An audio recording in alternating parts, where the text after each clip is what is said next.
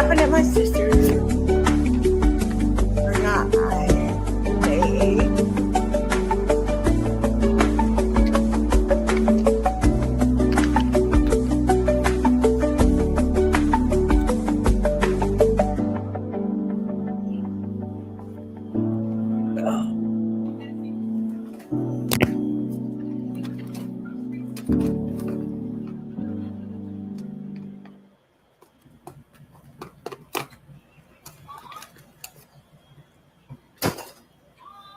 Good evening.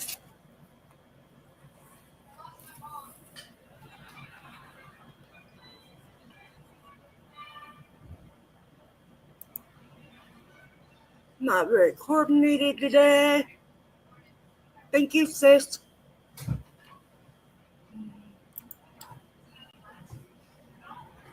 But yes.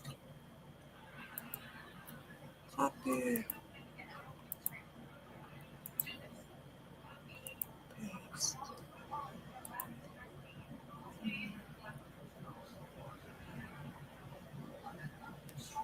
I just remembered to send out the link for the. Thank you, Tony. All right. It is Thursday evening. And of course, I'm not on task. Never on time. Always early or a little late. Not on time.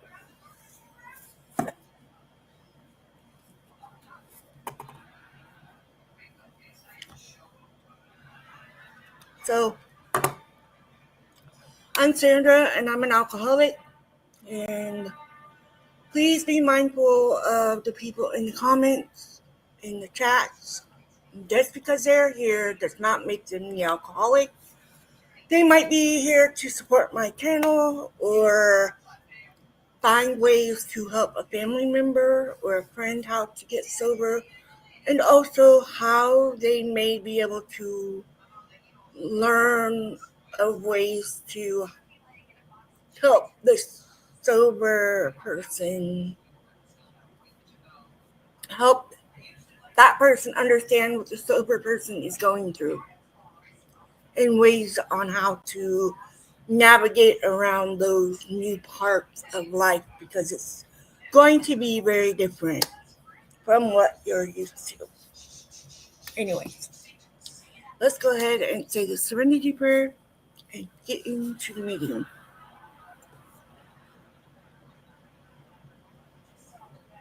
God, grant me the serenity to accept the things I cannot change, the courage to change the things I can, and the wisdom to know the difference. So I put in the description what we're reading, the book, the name, all of that good stuff.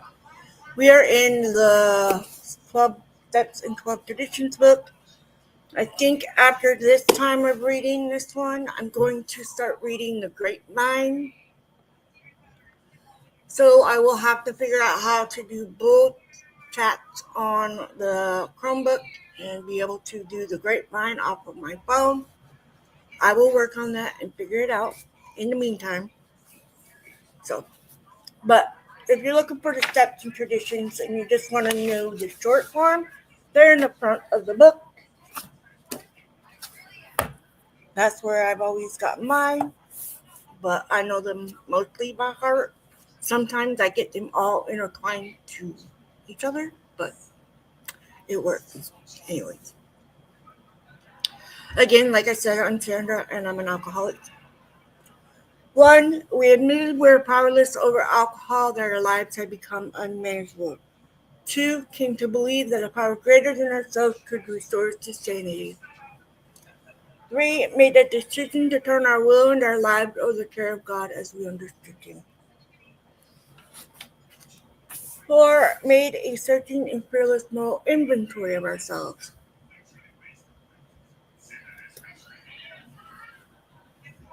5, admitted to God, to ourselves, and to another human being exact nature of our own. 6, we're entirely ready to have God remove all the defective characters. 7, humbly ask Him to remove our shortcomings. 8, made a list of all persons we had harmed, but become willing to make amends to them all. 9, may direct amends to such people wherever possible, except when to do so would injure them or others. 10, continue to take personal inventory when wrong, promptly admit it.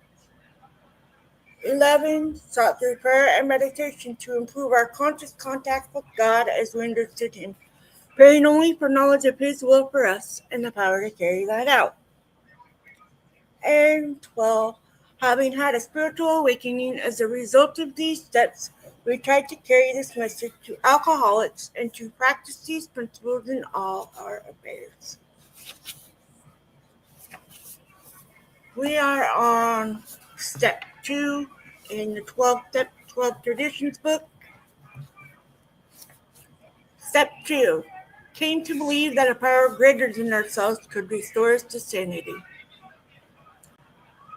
The moment they read step 2, most AA newcomers are confronted with a dilemma,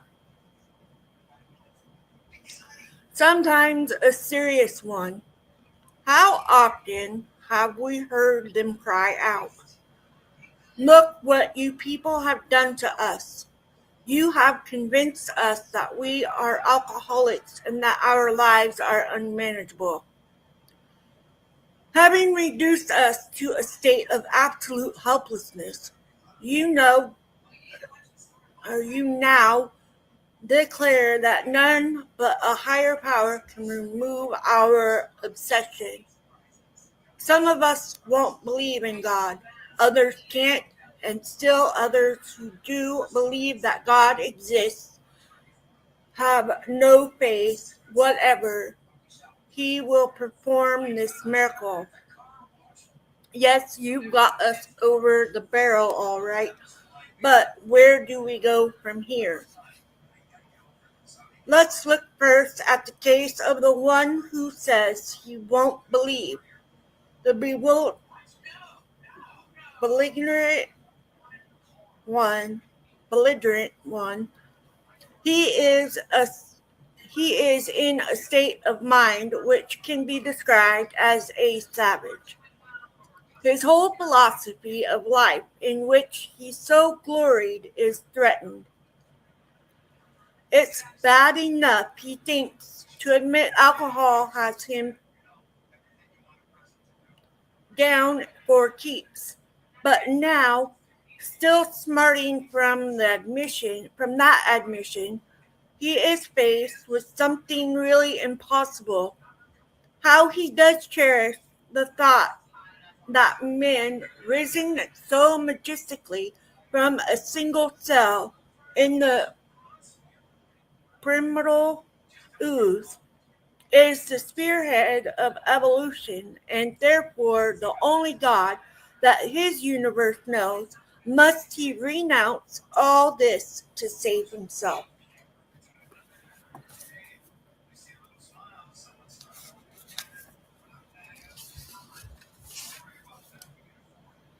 At this juncture, his AA sponsor usually laughs. This, the newcomer thinks, is just about the last straw. This is the beginning of the end. And so it is. The beginning of the end of his old life, and the beginning of his emergence into a new one. His sponsor probably says, "Take it easy. The hoop you have to jump through is a lot wider than you think. At least I've found it so." So did a friend of mine who was a one-time vice president of the American Atheist Society, but he got through with room to spare. "Well," says the newcomer, "I know you're telling me the truth. It's no doubt a fact that AA is full of people who once believed as I do. But just how is these circumstances does a fellow take it easy? That's what I want to know. That, agrees the sponsor, is a very good question indeed. I think I can tell you exactly how to relax. You won't have to work at it very hard either. Listen, if you will, to these three statements. First, Alcoholics Anonymous does not demand that you believe anything. All of its 12 steps are but suggestions. Second, to get sober and stay sober, you don't have to swallow all of step 2 right now. Looking back, I find that I took a piecemeal myself.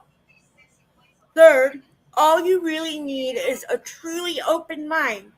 Just resign from the debating society and quit bothering yourself with such deep questions as whether it was the hen or the egg that came first. Again, I say, all you need is the open mind. The sponsor continues, take, for example, my own case. I had a scientific schooling. Naturally, I respected, venerated, even worshiped science. As a matter of fact, I still do, all except the worship part. Time after time, my instructors held up to me the basic principles of all scientific progress, search and research, again and again, always with the open mind. When I first looked at AA, my reaction was just like yours. This AA business, I thought, is totally unscientific. This I can't swallow. I simply won't consider such nonsense. Then I woke up. I had to admit that AA showed results, prognosis results. I saw that my attitude regarding these had been anything but scientific. It wasn't AA that had the closed mind.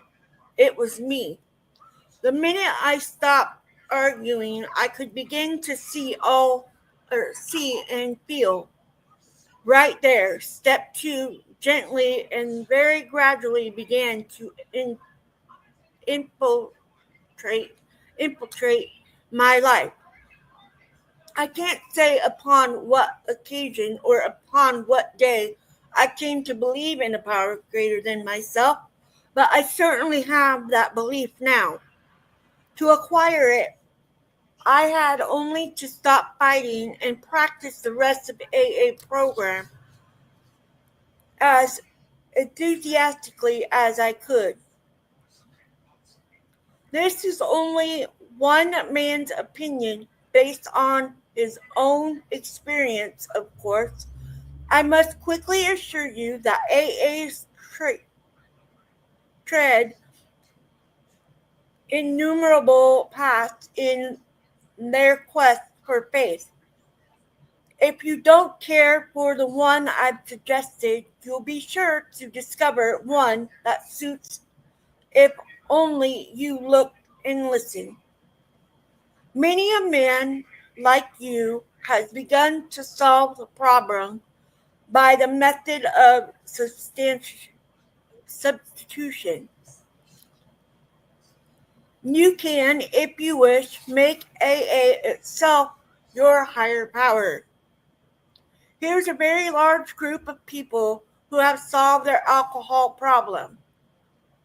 In this respect, they are certainly a power greater than you, who have not even come close to a solution. Surely you can have faith in them. Even this minimum of faith will be enough. You will find many members who have crossed the threshold just this way. All of them will tell you that once across, their faith broadened and deepened, relieved of the alcohol obsession.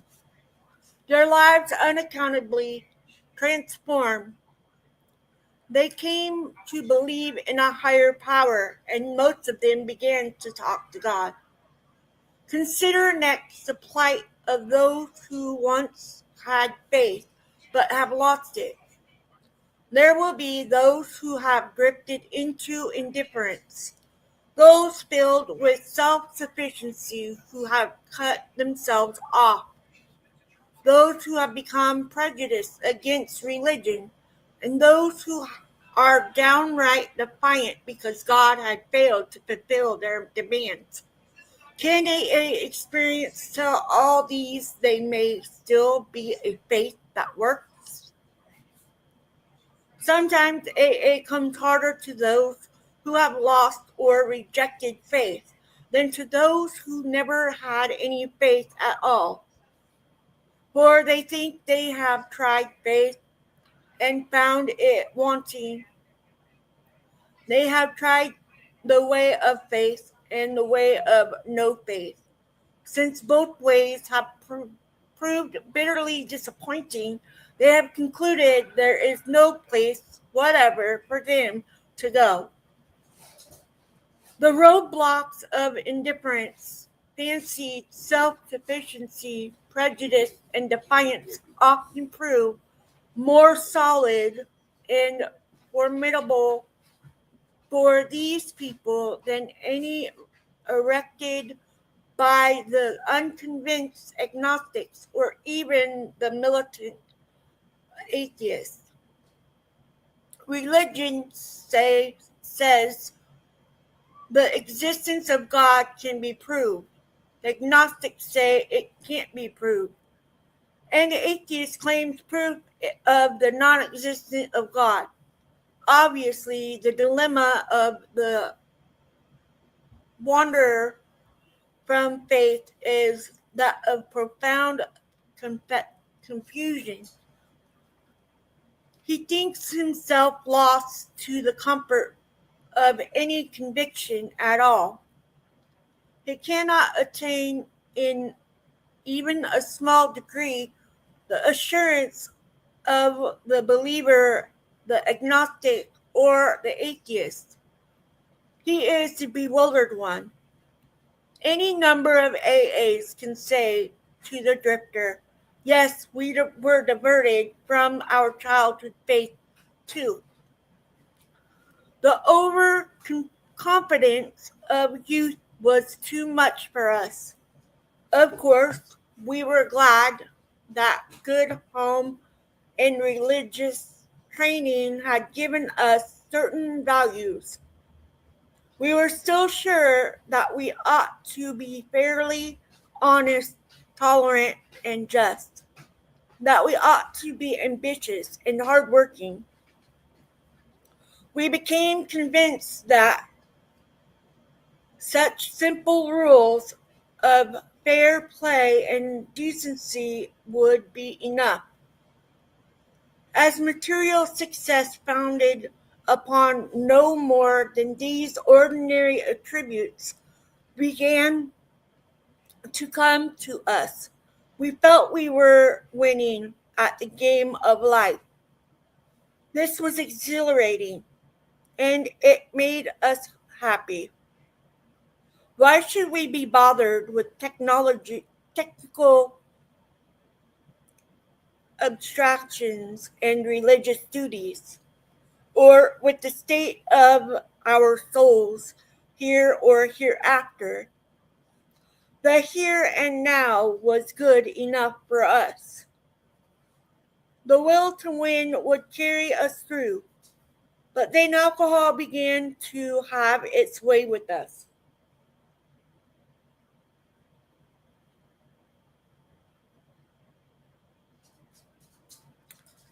He just grabbed his lamb and took off. Finally, when all our scorecards read 0 and we saw that one more strike would put us out of the game forever, we had to look for our lost faith. It was in AA that we rediscovered it.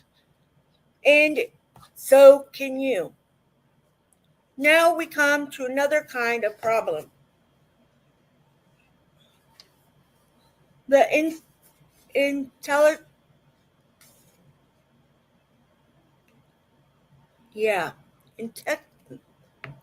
intellectually self-sufficient man or woman. I don't know how to pronounce that word, so if you know what it is, then you understand.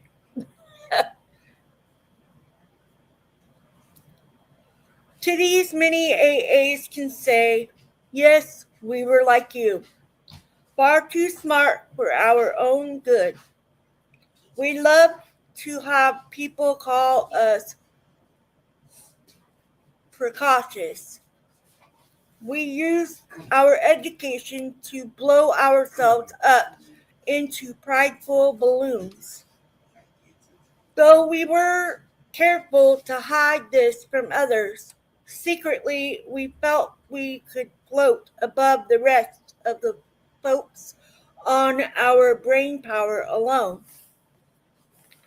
Scientific progress told us there was nothing man couldn't do. Knowledge was all powerful. Intellect could conquer nature, since we were brighter than most folks.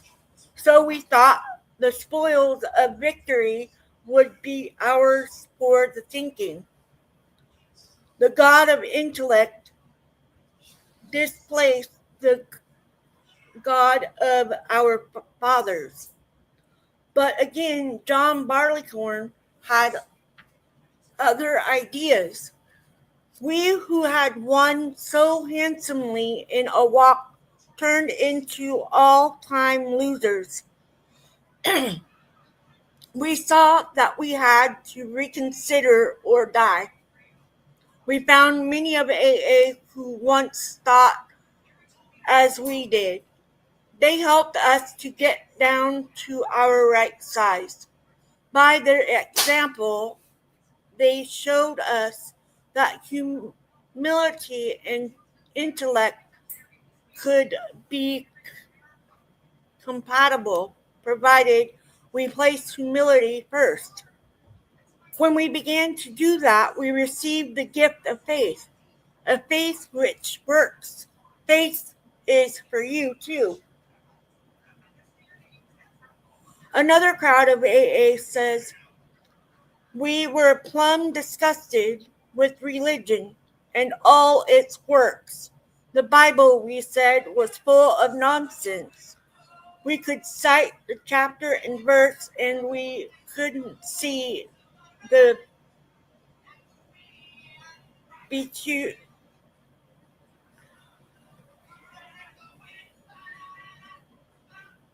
Beatitudes or the begats in spots. It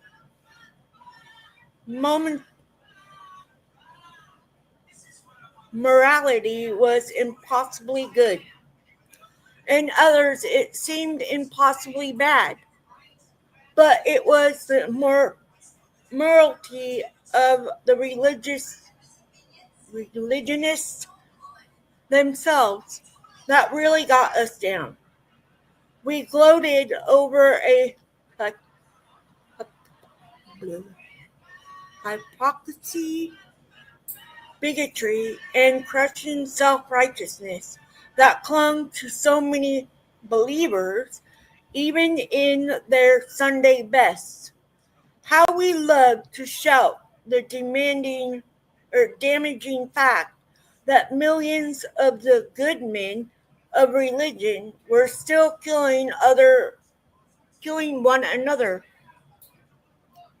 off in the name of God. This all meant, of course, that we had substituted negative for positive thinking. After we came to AA, we had to recognize that this trait had been an ego-feeding proposition. In belaboring the sins of some religious people, we could feel superior to all of them. Moreover, we could avoid looking at some of our own shortcomings, self-righteousness, the very thing that we had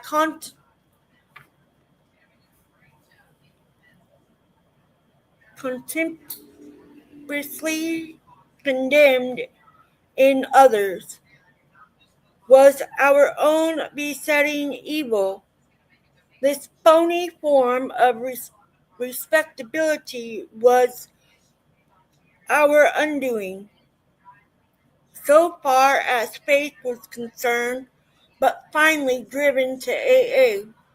We learned better. As psychiatrists have often observed, defiance is the outstanding characteristic of many an alcoholic. So it's not strange that lots of us have had our day at defying God Himself. Sometimes it's because God has not delivered us the good things of life which we specified. As a greedy child makes an impossible list for Santa Claus. For more often, though, we had met up with some major calamity, and to our way of thinking, lost out because God deserted us. The girl we wanted to marry had other notions. We prayed God that she'd change her mind, but she didn't. We prayed for healthy children and were presented with sick ones, or none at all. We prayed for promotions at business and none came. Loved ones upon whom we heartedly depended were taken from us by so-called acts of God. Then we became drunkards and asked God to stop that, but nothing happened. This was the unkindest cut of all. Damn this faith business, we said.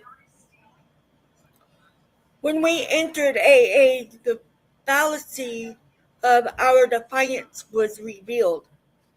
At no time, and we asked what God's will was for us. Instead, we had been telling Him what it ought to be.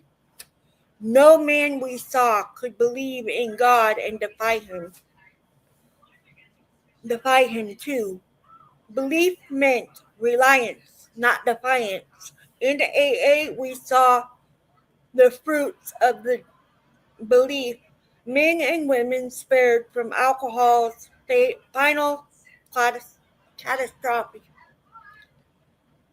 We saw them meet and transcend their other pains and trials. We saw them calmly accept impossible situations, seeking neither to run nor to recriminate.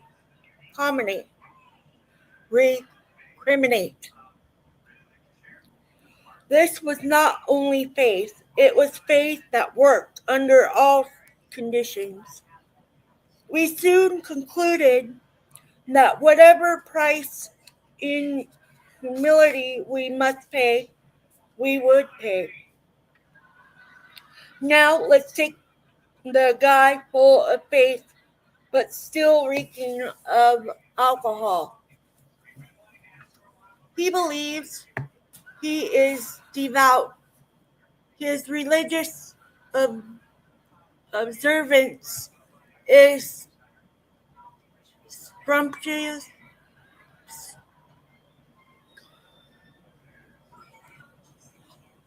I want to skip that one. He's sure he still believes in God. He but suspects that God doesn't believe in him. He takes pledges and more pledges. Following each, he not only drinks again, but acts worse than the last time. Valiantly, he tries to fight alcohol, imploring God's help. But the help doesn't come. What then can be the matter? The clergyman, doctors, friends, and families, the alcoholic who means well and tries hard is a heartbreaking riddle. To most AAs, he is not. There are too many of us who have been just like him and have found the riddle's answers. This answer has to do with the quality of faith rather than its quantity. This has been our blind spot. We suppose we have humility when really we hadn't. We suppose we had been serious about religious practices when, upon honest appraisal, we found we had been only superficial. Or, going to the other extreme, we had wallowed in emotionalism and had mistaken it for true religious feeling. In both cases, we had been asking something for nothing. In fact, we really hadn't cleaned house so that the grace of God could enter us and expel the obsession. In no deep or meaningful sense had we even taken stock of ourselves, made amends to those we had harmed, or freely given to any other human being without any demand for reward. We had not even prayed rightly. We had always said, "Grant me my wishes," instead of "Thy will be done." The love of God and man who understood not at all. Therefore, we remained self-deceived and so incapable of receiving enough grace to restore us to sanity. Few indeed are the practicing alcoholics who have any idea how irrational they are, or seeing their irrationality can bear to face it. Some will be willing to term themselves problem drinkers, but cannot endure the suggestion that they are in fact mentally ill. They are abetted in this blindness by a world which does not understand the difference between sane drinking and alcoholism. Sanity is defiance as soundness of mind, yet an alcoholic soberly analyzing his destruction or destructive behavior, whether the destruction fell on the dining room furniture or his own moral fiber, can claim soundness of mind for himself. Therefore, step 2 is a rallying point for all of us, whether agnostic, atheist, or former believer. We can stand together on this step.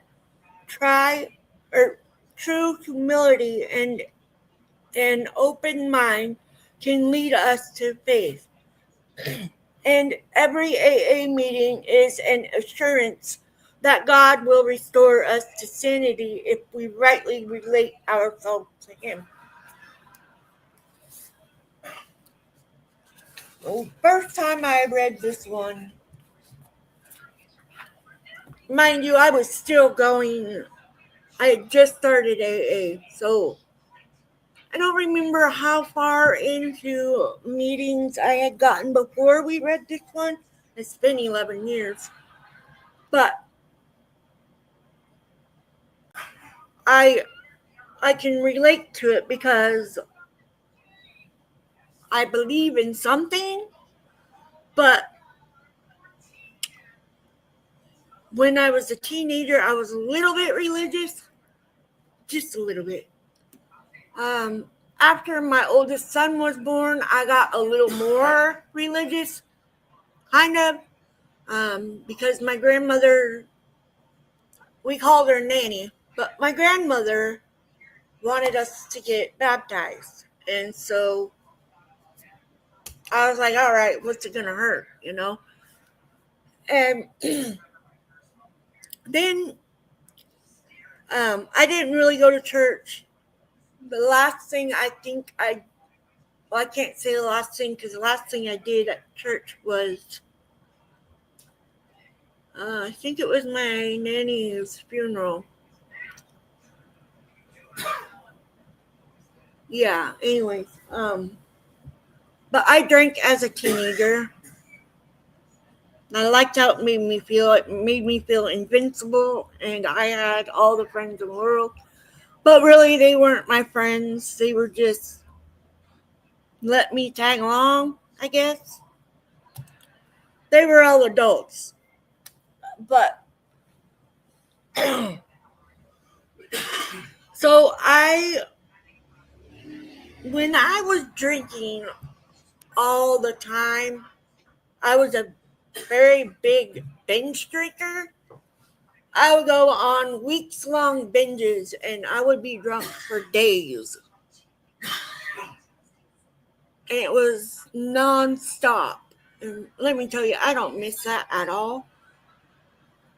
But it was nonstop, and I would always pray that if he got me out of this sticky situation, I would stop drinking. Do you think it worked? No, not at all. Nope, didn't work. So when I got to AA and I started working the steps, as my sponsor can vouch for, I was stubborn on my steps. I did not want to do them, and I thought that it was not going to do me any bit of good. And I was already not drinking before I went to AA and blah, blah, blah, blah, blah. You know, and that's what us newcomers do, and that's our attitudes. But I remember for my first 1 year birthday, my sponsor, of course, had to start a new thing. So on my first year sobriety, mind you, I was still learning AA and all of that.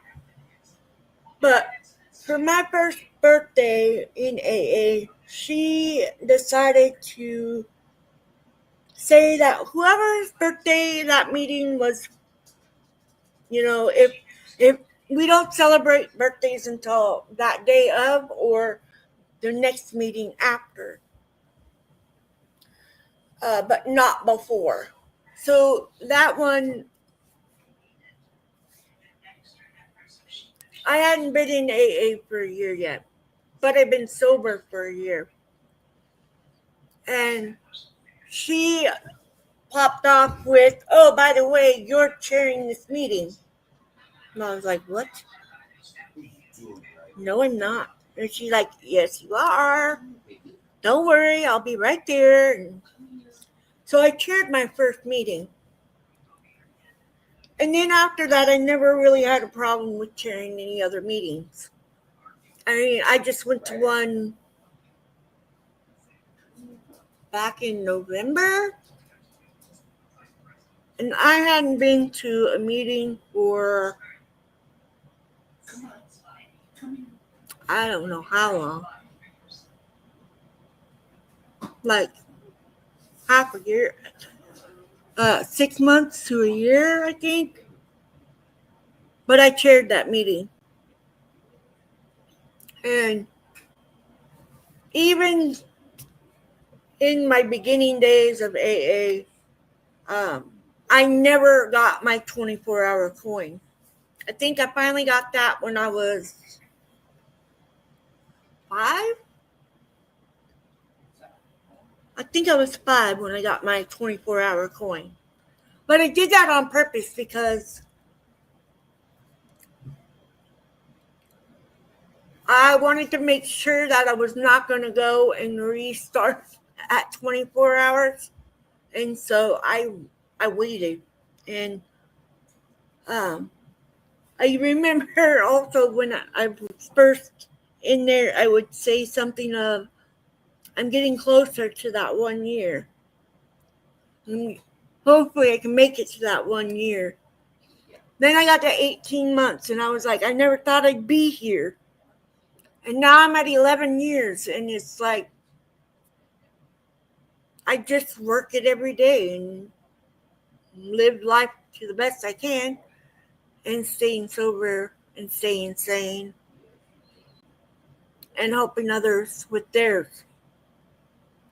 That's the whole point of AA, is helping the next one. And that's why I started doing AA here. Because I can reach those who can't get out to a meeting, like my sponsor. She can't get out very often to go to a meeting. And for birthdays, I usually go to her place for sobriety birthdays because, for my birthday, I go and have lunch with her and we spend the day talking about how our life is and what ways we're using our AA and how it is going and if we've had any struggles along the way and whatnot. So, but step 2 is learning the ways that it actually does help and knowing that just because you don't believe in God or any of those other things, it does not mean that you can't be sober and go to AA because it's not religious. It's just a meeting of other people who are suffering from alcoholism and who are, trying to live a sober life and working their steps every day. And admitting you were powerless over alcohol is a really hard one.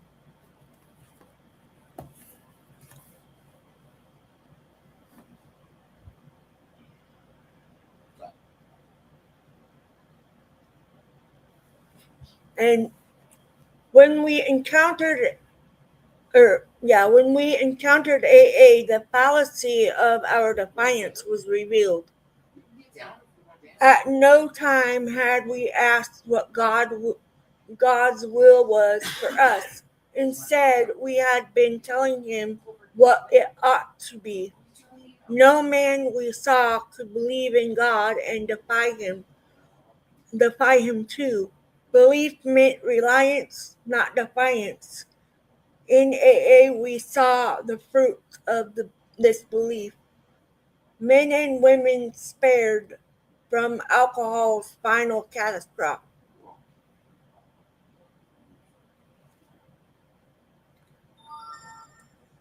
We saw them meet and transcend their other pains and trials.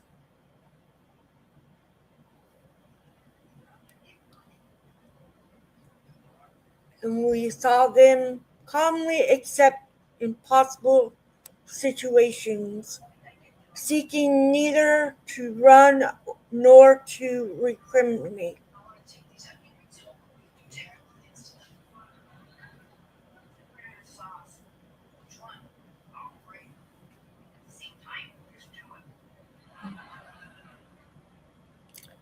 I just think about all the things And when you go back through the books, there's going to be times that you realize that you forgot about that.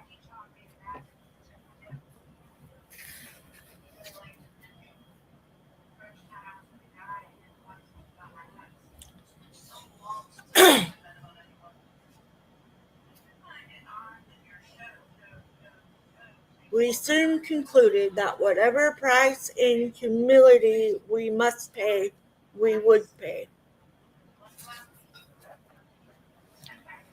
Anyways, so I think after we get done reading this 12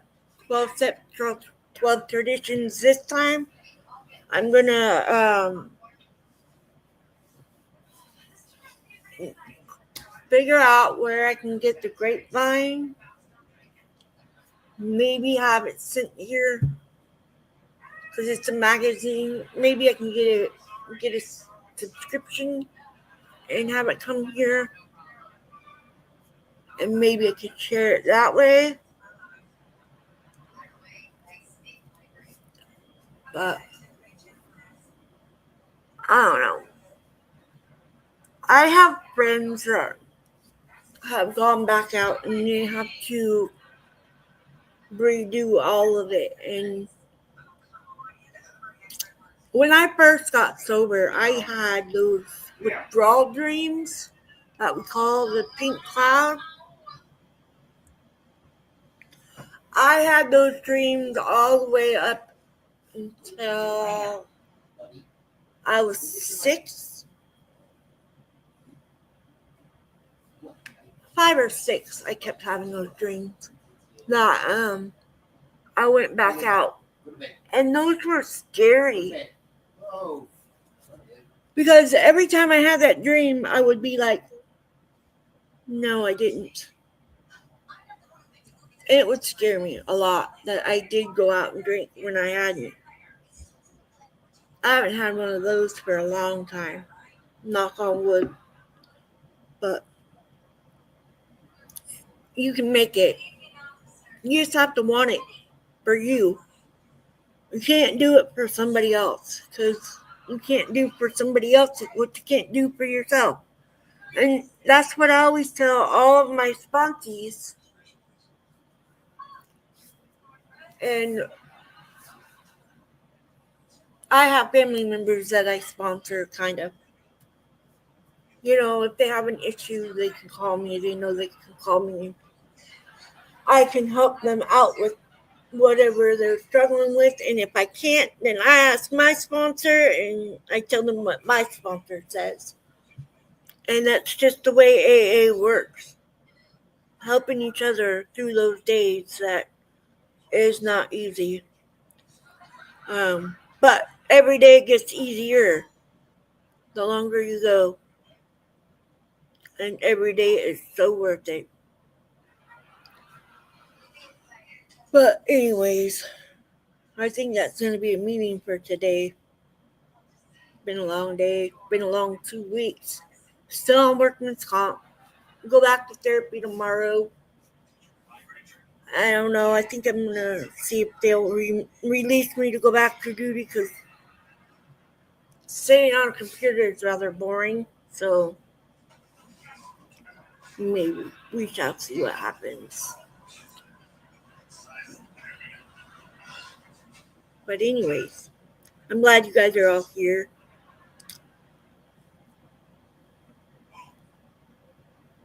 Yes, you can call your sponsor. I can call mine. I can text mine. I can be like, hey, I can show up if I want to. And, you know, she doesn't tell me she can't talk because, you know, talking to your sponsor works. Going to meetings work. Whether it's your first meeting, your 100th meeting, it doesn't matter. It still works. And that's why I do this. And it's my service work, giving you guys a meeting. And I wouldn't want it any other way. Just reaching everybody that I can. So and happy to do it. But anyways, guys, I'm going to say this serenity prayer and get off here and go to bed. I have to get up early in the morning because I have therapy in the morning. So, I love you guys. And remember, you're not alone, and there's help everywhere. Just look up AA meetings. 9 times out of 10, there will be a church with a meeting, everything that you may need. So, anyway, I love you guys. God, grant me the serenity to accept the things I cannot change, the courage to change the things I can, and the wisdom to know the difference. Keep coming back. It works if you work it. Love you guys. Be safe out there.